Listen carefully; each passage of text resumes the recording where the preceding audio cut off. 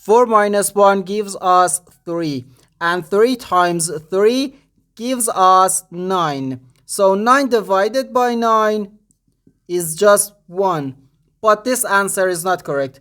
Because according to the rule of operations, first we have to do parentheses, then exponents, then multiplication or division, and finally addition or subtraction. Remember that multiplication and division have equal priority and we have to move from left to right. And the same applies to addition and subtraction. In this expression, we have one division, one multiplication, and one parenthesis. Inside this parenthesis, we have one subtraction. Here we have a multiplication because in mathematics, when a number is placed next to parentheses, it means multiplication. And we don't write the multiplication sign for brevity. Okay?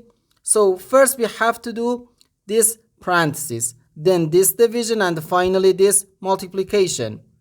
If we do this multiplication before this division, it is wrong.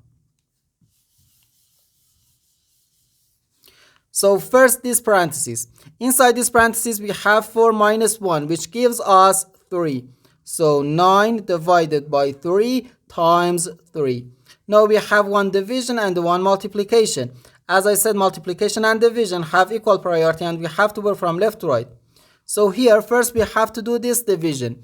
9 divided by 3 is just 3. And 3 times 3 gives us 9. And this is our final answer to this problem. The correct answer is 9.